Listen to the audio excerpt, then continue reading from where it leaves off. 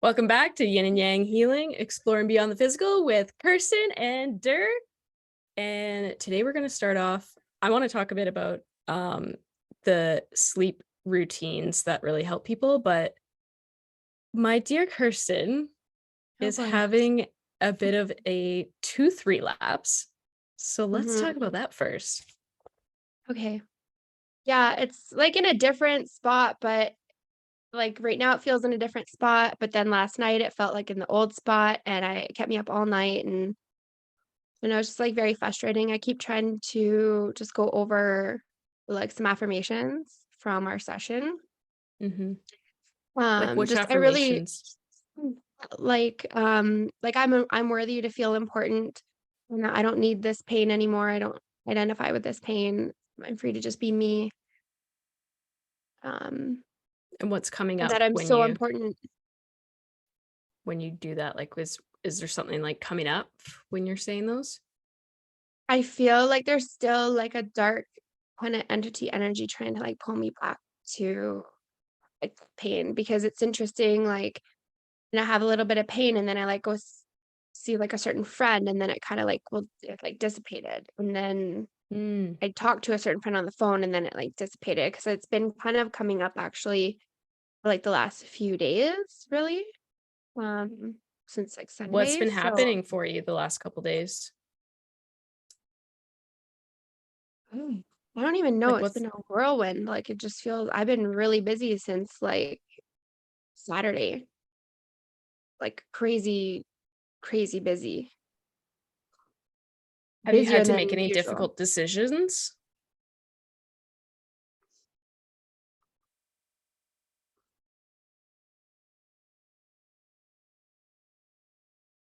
Not really. I did have plasma donation on what day was that? On Monday.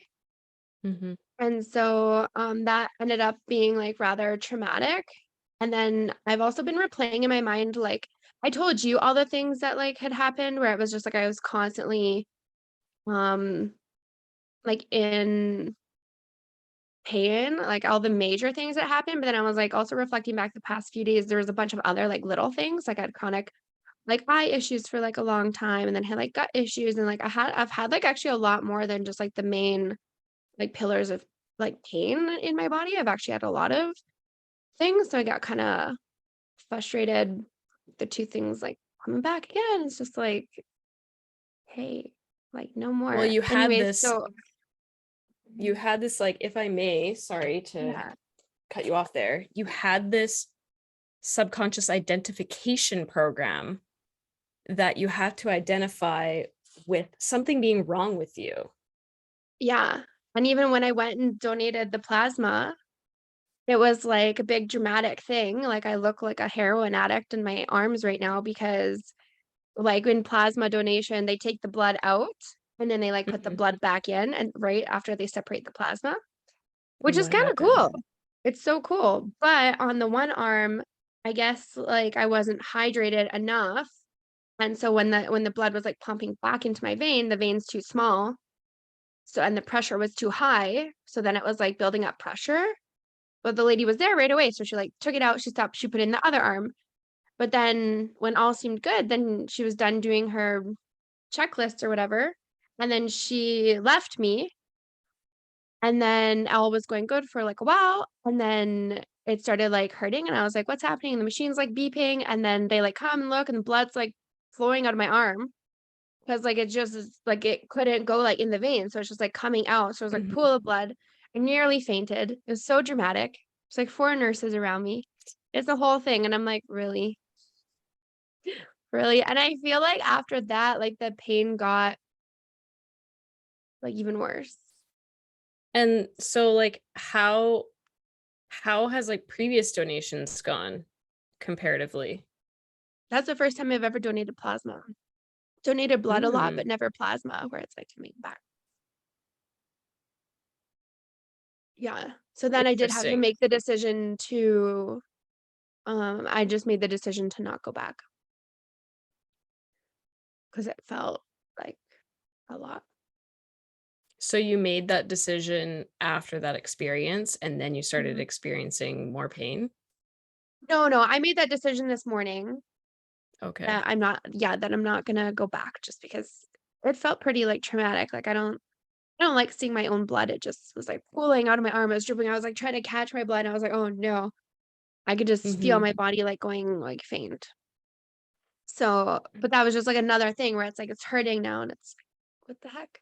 I think my pain kinda started on Sunday. Sunday was a good day, I had a client. I don't know.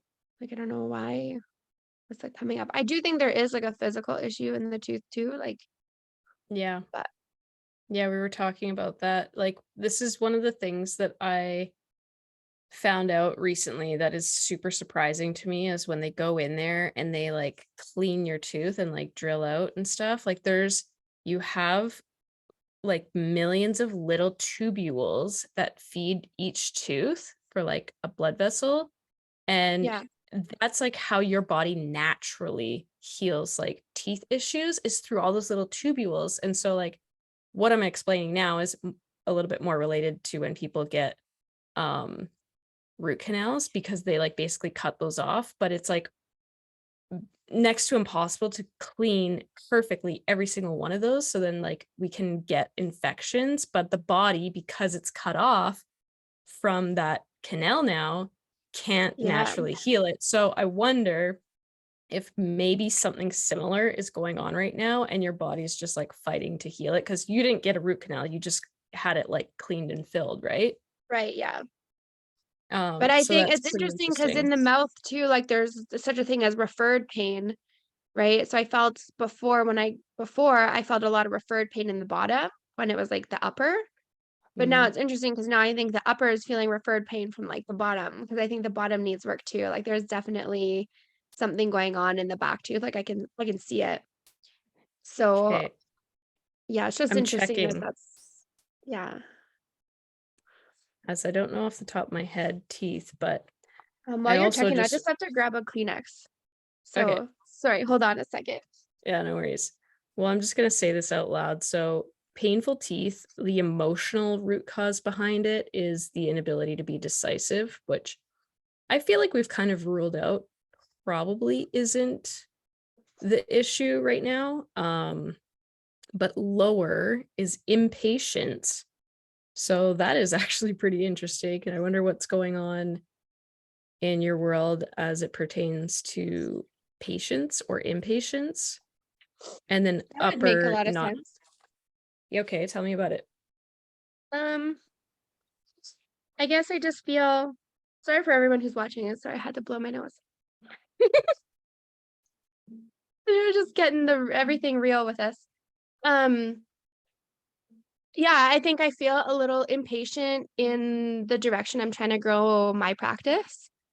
So I think think the ball is like rolling more than it's ever like rolled before. So that's like wild, but I'm Hmm. also like impatient with it because I feel kind of stuck and frustrated with my in-person practice, I think.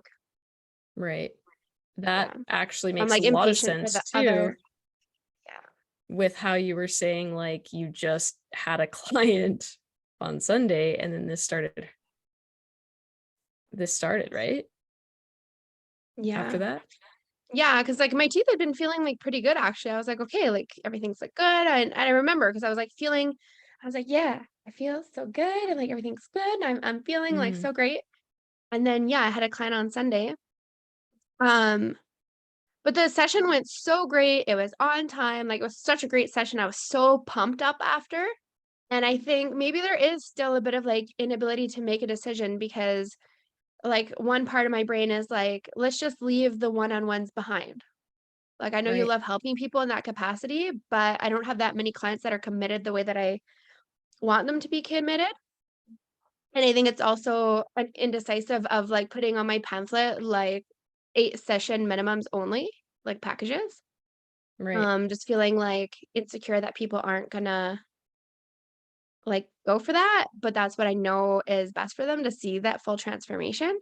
I was a bit indecisive on that, and then, like, do I leave it behind? Do I do that? And then, like, the impatience of, like, other a more online part of my business coming together. Yeah, that makes a lot of sense, like, especially with, like, how you just said, well, that session went so well, like, it's almost like, why would I give this up when, like, I'm delivering such amazing sessions, doing this one-on-one work Mm, versus the new thing that I wanna do.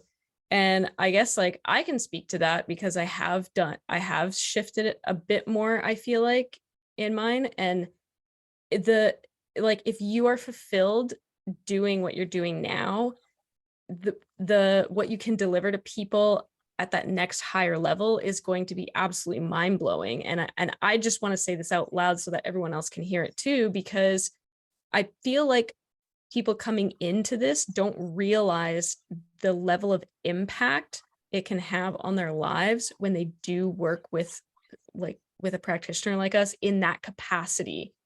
It's like yeah. you can treat it like you would treat going to, like, your acupuncturist or your massage therapist, where it's like you just go every couple months or whatever.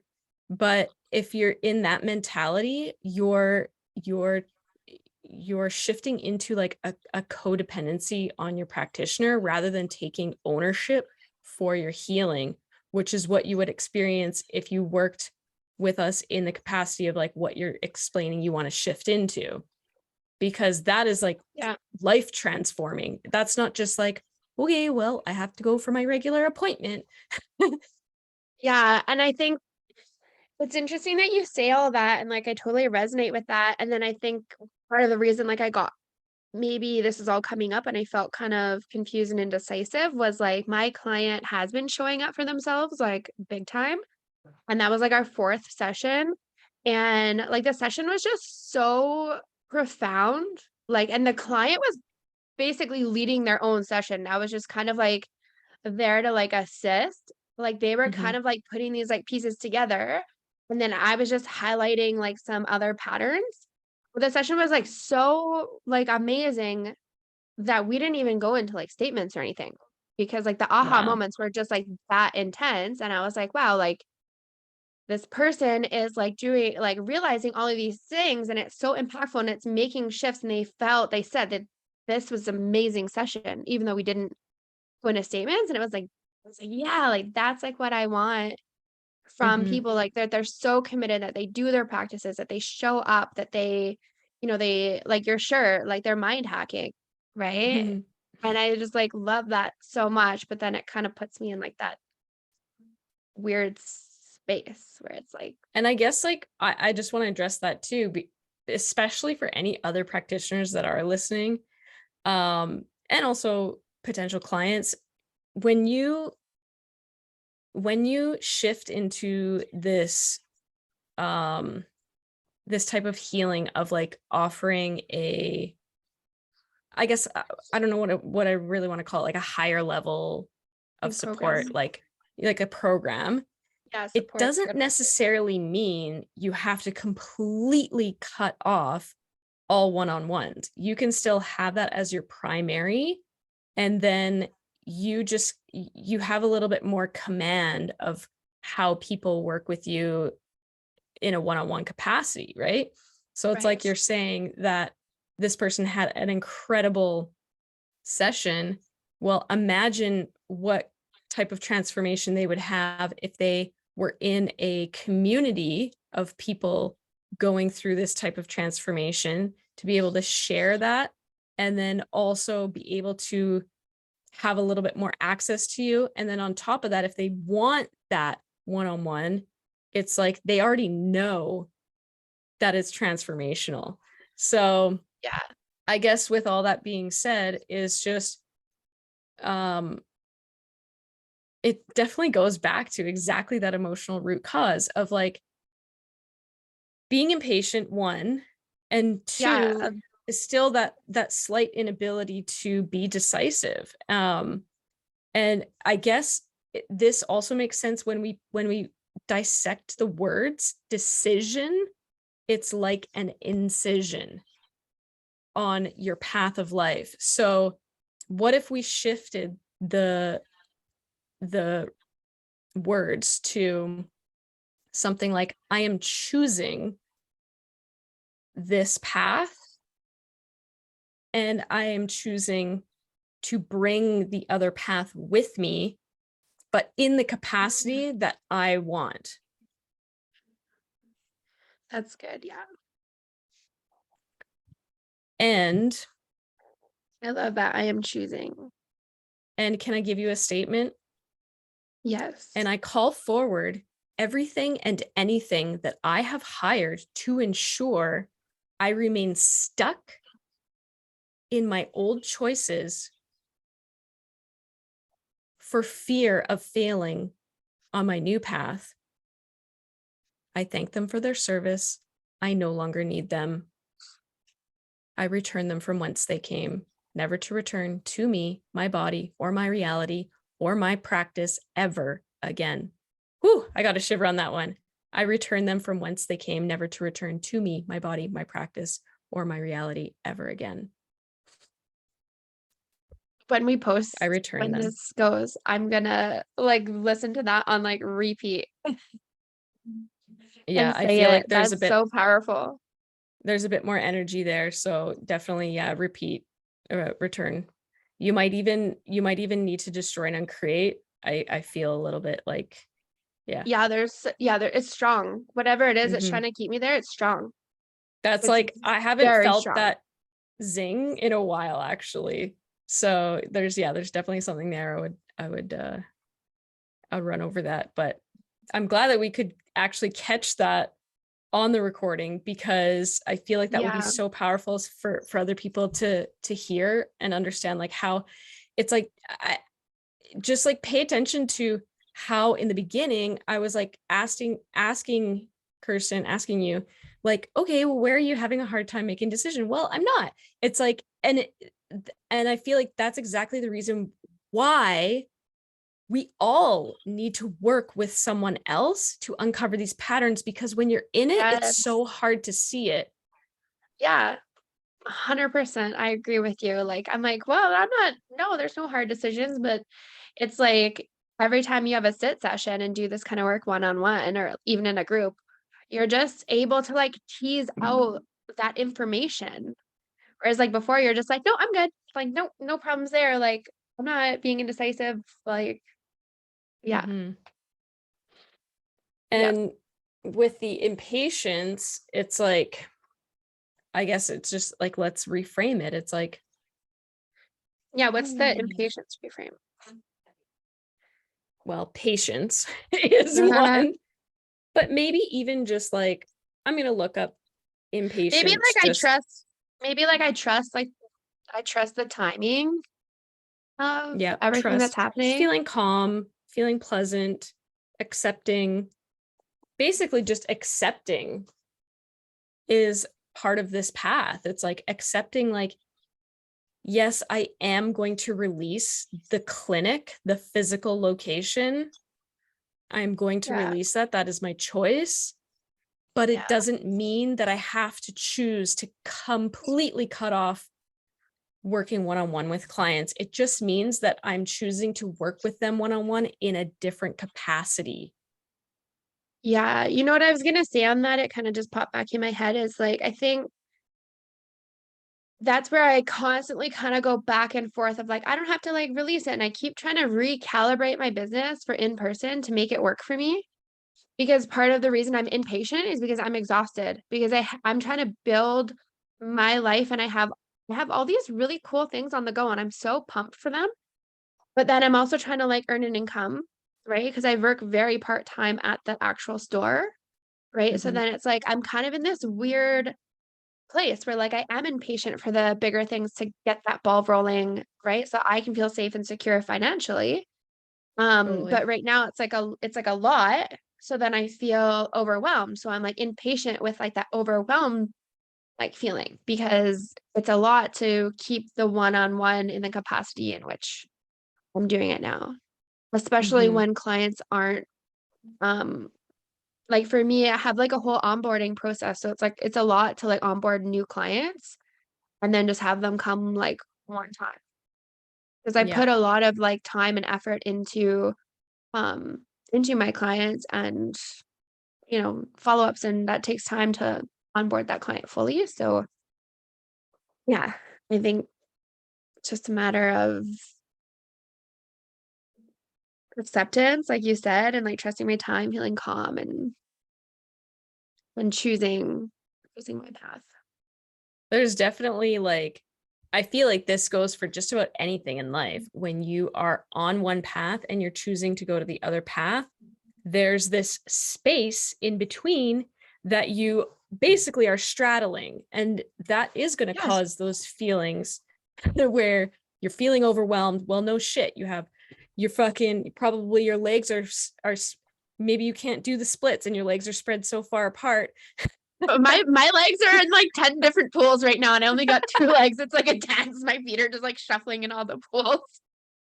Repeat after me. I am not an octopus. I am not an octopus. I'm not an octopus.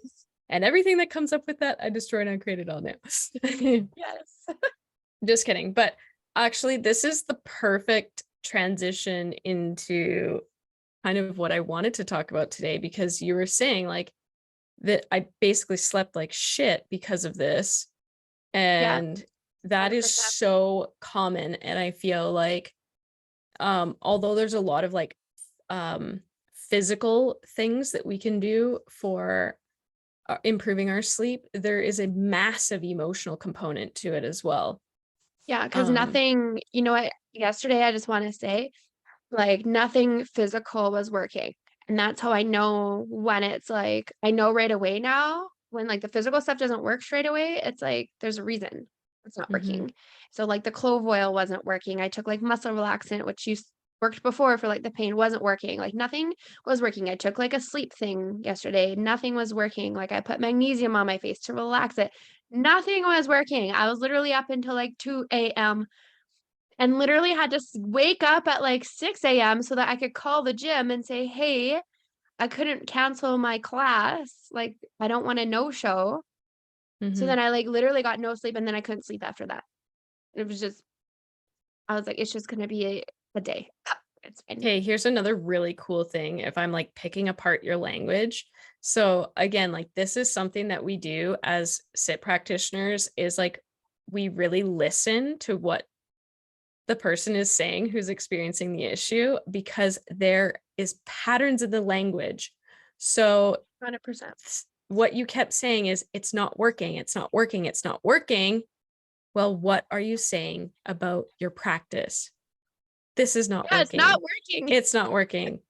Nothing's fucking working. And is that your, and this all comes back to, and I feel like we talked about this in the first or second episode, so if you haven't listened, go back and listen, where we talk about muscle testing and how the body knows. The body just fucking knows. Your body Yeah. knows more than you do in your brain. So Yes. trust your body. Yeah. Like, I like to think of my body kind of like, dare I say, God, because it is so in touch with that higher level, that intuition, that like knowingness, that you will never be in your mind, in your brain, because you have so many things that will keep you from that, your ego, your conditionings, your programmings, but your body always knows. So anyway, Yeah. just going off on a And tangent it's on that. interesting. Yeah, it always knows. And then it's always like, it's always actually showing you too, like in the way that you speak. It's just that you're not noticing it, but you noticed it, right? So, like, even me, like, I'm a sit practitioner and I'm just like speaking away because it's like my problem. And you're picking up on like the things that I said it like 10 times. It's not working. You pick up on the pattern, right? So, like, your Yeah. body is like showing you, whether it's like physically or the things that you say, it's showing you Mm-hmm. like where it's at. Yeah. You're so basically, if we bring it back to your situation, your body is showing you that your current practice is not working, and your tooth is And it's showing you, painful, and it's bitch, you showing you that need to it's make this painful. decision. Or Yeah. how I like to reframe it is, you need to make this choice to just Mm. trust that this is the right path, that this is going to work. And I'm just going to throw this out here right now, is like, make sure, if you're listening, if you're watching, go to the description of this episode and click on our link to join our email list, because Yes. that's how you're going to get connected with us. That's how you're going to be able to work with us. That's how you're going to be able to get all of the tricks and tips and techniques that we offer Yes. to our clients. And So some even of if, them will be exclusive only to email. yeah, they're like right now, I know that we're both offering some free consultations for people who are on our list. And Yeah. that in itself is just like Kirsten was saying earlier, it can give you an awareness that can absolutely change your life. So yeah, make sure you go I and join our email list there. But I I feel like you just digress. changed my life right now, just having this like awareness. I like wrote down a bunch of stuff and I'm like, okay, and I can feel it's interesting because I can feel the pain kind of like going down. Still gonna hold my appointment tomorrow at the dentist, right? Still gonna get the physical issue looked at, but I can feel that sensation like releasing and releasing and releasing. So thank you for Beautiful. changing my life in this moment. Appreciate it. Calling Yeah. me out and the things that I was saying. I think there's Well, also, I just wanted to say real quick, I think there's also yeah. a fear that my new path won't work and that Mhm. I'll have to stay where I'm at, and that's painful. It's Yeah, painful to contemplate. 100%. I would actually love to hear, like, with just putting that out there, I would absolutely love to hear from everyone listening and watching. Just whatever platform you're on, there should be a method for you to message or comment on this episode. So make sure you Yeah. go and leave that for Kirsten there about like, what is your take on that? Like, would you work with her in the capacity of like that higher level program versus a one-on-one? Like, let me know your thoughts. If you wouldn't, let us know too. Like, why not? Yeah. And the reason why I'm asking for this is because the feedback of like where people are at in their healing journey is so important for us as practitioners so that we can actually help you better as well. So anyway, Yeah. really, really That's excited awesome. to hear what people have to say about that. Me too. Um, But let's get back to the sleep stuff. okay, I love yeah. that. So I guess like what I originally wanted to talk about today was some physical things, which is like your morning routine, your morning rituals, your bedtime rituals. But I guess like now that we sort of went on a bit of a tangent of like the emotional components of that, I think what I would love to talk a little bit about is the emotional components of those rituals. So, I know sometimes I use morning ritual and morning routine interchangeably, but I do really prefer ritual because I feel like it has a bit more intention than routine, which is a little more subconscious. Um, so anyway, as far as it pertains to like, I'm gonna jump to the nighttime ritual because I feel like that is typically when people have some like emotional things come up versus the morning ritual. And one of my favorite techniques is this journaling technique. So there's a couple different things here. There's two different things that you can use. One is a technique that will help you reprogram your subconscious. So we use this in our training, the brag book, or sometimes I Yeah. like to call it the celebration book, where you write down before you go to bed, write down everything that happened that day or that you did that day that you're proud of. And there's no shame. Like it can literally be as simple as like, I fucking got out of bed. Because some people are in a place where it's hard for them to get out of bed. They're depressed, they're whatever it is. So write that down. Or like, I I got ready. Like I made myself look nice today. I held the door for somebody and that felt good. Write Yeah. everything that you can think of down, I, s- even I if it's spoke just I one thing. spoke kindly to myself today. Yeah, that's a great one. And the reason why you're doing this is because every time you're writing something that is like a feel good thing, you're telling your brain, this is good, this is good, this is good. You get a tiny little hit of like feel good hormone. Yeah. So that is telling your brain, okay, we need to do more of this. We need to do more of this.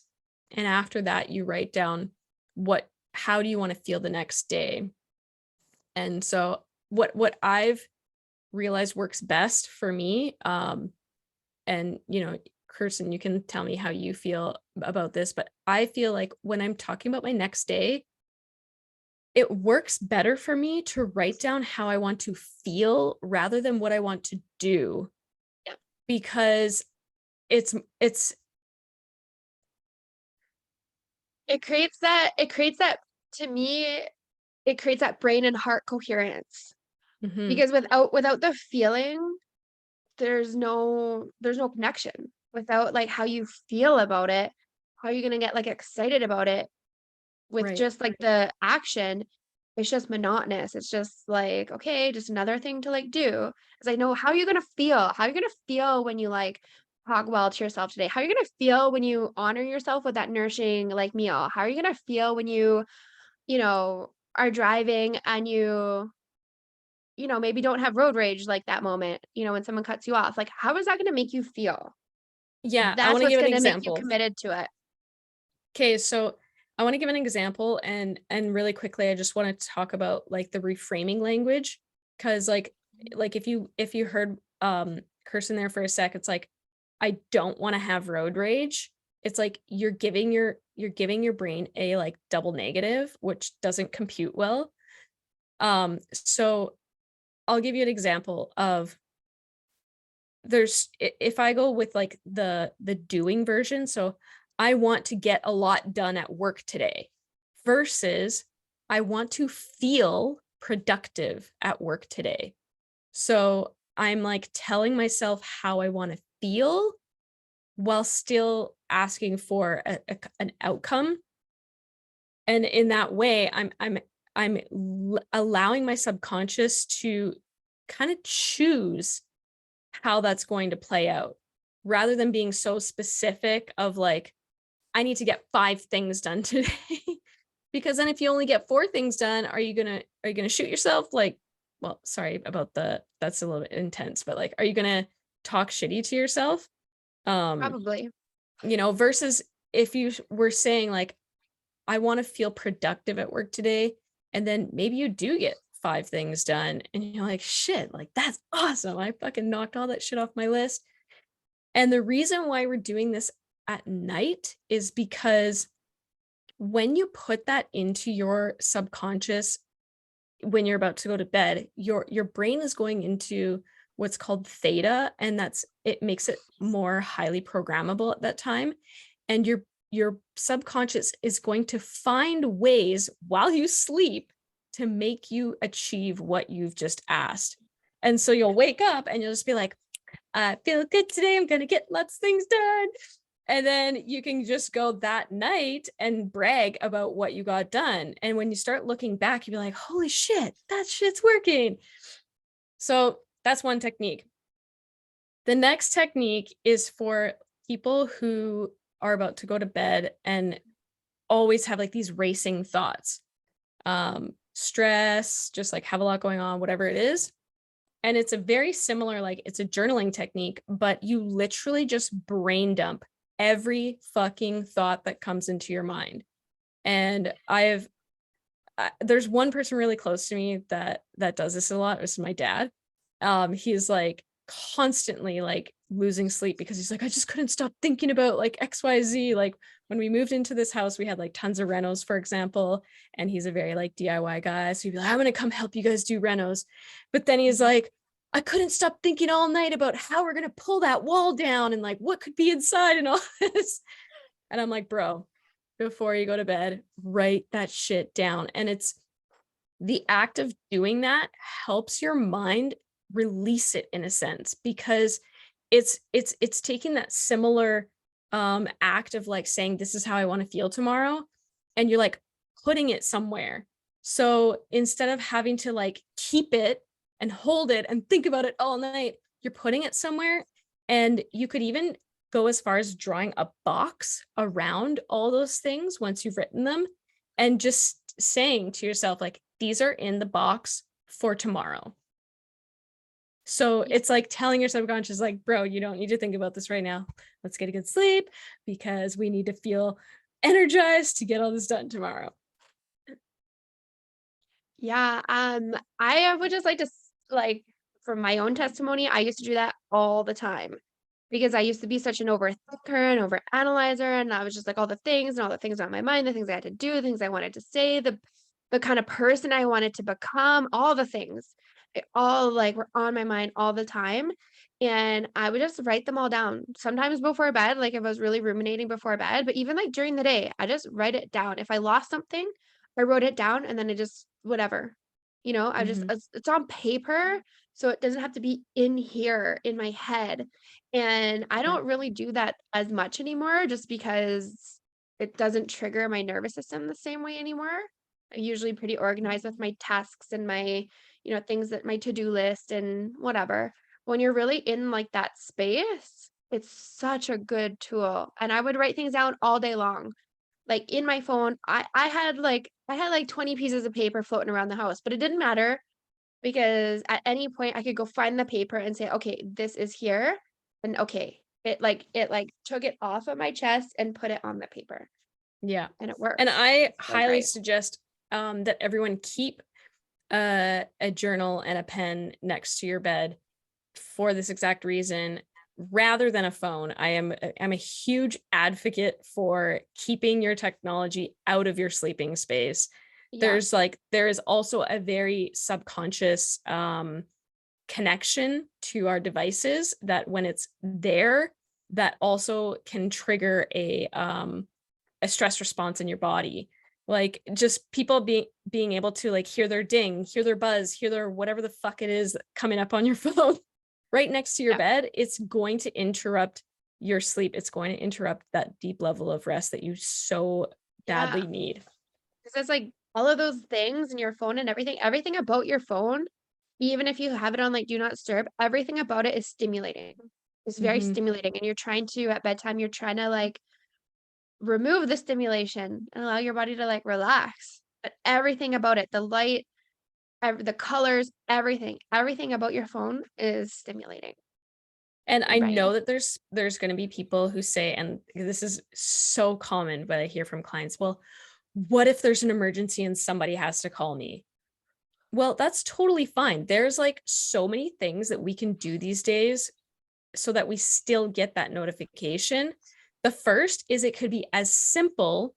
So I had one client, I'll give an example. I had one client who was like, well, I can't remember, was it her son or daughter, but my son or my daughter might need me. And I'm like, okay, the, turns out they were a grown adult, moved out of the house. And I'm like, okay, it's time for you to set that boundary. It's like they're grown. They're not going to need you in the capacity that they'll die without you. And if it is like a physical emergency where they're like, I don't know, need to be taken to the hospital, there are ways that we can address that, right? So the first is setting the boundary of like, do not call me unless you are physically in jeopardy, right? Yeah. Um, you don't need to be calling me to like ask me a fucking question in the middle of the night or like I'm stuck downtown without a ride. It's like you're an adult, figure it out. And that's going to be really hard for some parents because it's my baby, right? Yeah. But that is like, again, an emotional component to work on where it's like you need to put yourself ahead of people in some respects so that you can show up for them the next day as your best self. So anyway, I digress. I feel like I'm going to go off on a tangent there, but um you can put your phone outside in the hallway. Like literally put it out in the hallway so that if somebody does need to call you, you'll hear it, but you'll have to go and get it. The second thing is like because we are so blessed with this technology, we can set rules in our phone. So for Right. example, let's say you have so for me, for example, I've got my partner and we've got the two kids. So the most important people who would call me in an emergency would be my partner, the kids, and probably my parents. Like if, because they're getting older and, God forbid something happens to them. So those specific numbers are set in my phone as my favorites. And then in my phone, I can say during this time, the only numbers that can actually make a sound on my phone is these ones in my favorites if they call more than once. Like back to back. It's within like a certain amount of minutes kind of Yeah. thing. And because it's like, well, maybe you do have one of those people that like calls you and is just like, oh, I'm Yeah, or maybe stuck they called somewhere. you by accident. Like that's a total thing. So it's like Yeah. 2 calls back to back where it's like you're anxiously And trying to get a hold of somebody. yeah. And it's just like, I feel like there is a lot of people that are also going to say, well, I need my phone to listen to my meditation at night or to watch something to put me to sleep. Again, like these are like, especially if you're watching something to put you to sleep, why do you need that distraction to put you to sleep? There is something Yeah. deeper going on because our Yes. natural bodies do not need that. And 100%. speaking from someone who is a very light sleeper, who is like the protector energetically. And so, anything can wake me up easy. And it can be hard for me to fall asleep if I have something subconsciously that is like keeping me there. So these are what I call indulgences. So things like alcohol, marijuana, screens, any other kind of substance really. These are indulgences that we use to distract ourselves from the root emotional cause that is stopping you from your natural body's Yeah. process. Well, I'm just so glad you spoke on all of that because it's just so true. And I think it can be harmful even if you're using natural supplements. I think it could be really harmful to suppress all of that with like sleep supplements. I think it's really harmful because you're suppressing like the root cause. And whenever you suppress the root cause, it's like the root canal, right? It's like Mm-hmm. you remove, like, the root, but then, like, the infection's, like, still building and building and building, and you don't know. It's, like, the same with, like, the sleep, like, the issue's building, building, building, but you don't know because you just took, a prescription or a natural sleep supplement to knock yourself out, and it's, like, but the Yeah. problem is still, like, growing and growing. There's definitely a place for those things. And I like to say that um, use it to find your baseline. Um, I guess supplements specifically, prescriptions not so much because it's kind of overriding your baseline, but there's Yeah, obviously a place for prescriptions too, like if you're I'm trying to think of a legitimate example. Maybe you're traveling and you're jet lagged and you have like a really important meeting or something. I get that's a that. that's a time where melatonin would be really great. Or there's also just a side note, there's also really great homeopathics for, like, jet lag. Yeah, 100%. I've used those as well, but I guess overall just saying like if you are using these things to get you to sleep, you don't necessarily have to be using them, and I can help you with Yeah. that. Exactly. Because if you don't get to the root of the issue, I always tell people when they come to the store, if you don't get to the root of the issue, which could very, very likely, highly likely be more emotional than it is physical, Mhm. then if you ever run out of this product, or if that product that you just love so much, there's only one product that works for you, what if that product goes on back order and we can't get that product? Then it's like as soon as you get off of that product, you can't sleep. And that tells me that you're not getting to the root of the issue. And then you become kind of dependent even on the natural like product, right? So it's like how can you do the emotional work with you and get to that root so that you can just sleep easy all the time. You just go to bed, it's bedtime now, you have your good like, nighttime rituals and you put your head down and you fall asleep. And it's just so easy because it can be done. And I know I've And had insomnia in my lifetime and done all the rituals and the things and the sleep supplements and I've gotten off of the sleep supplements and done the emotional work and the brain dumping and the brag book and all of that stuff. And now I can just every time I go to sleep, except for last night with my tooth pain, but every night usually I go to sleep and I just fall asleep straight away. and when you get to that place where you can naturally fall asleep, stay asleep, Yeah. and naturally Yeah. wake up, And feel um, energized. you will feel so much different than when you're using other things to make you fall Yeah. asleep and stay asleep. It's the level of rest and restore that you get when it's natural is beyond. And if you haven't experienced that in a long time, please connect with me. Use the link Yes. in the description to join our email list so that you and I can connect. And I it's my goal to help 10,000 women in the next 5 years restore their sleep naturally. So Beautiful. this Love it. has been good. I have so much more that I can talk about on this subject, but of course we're limited to our time each episode here. But Yeah. make sure you guys subscribe or follow whichever platform you're on so that you can hear when we put out new episodes every was it Tuesday, was Monday it and Kirsten? Thursday. Monday and Monday and Thursday, yeah. Thursday. Yeah. Monday and Thursday. So make sure you guys stay tuned for that so that you can hear our next episodes.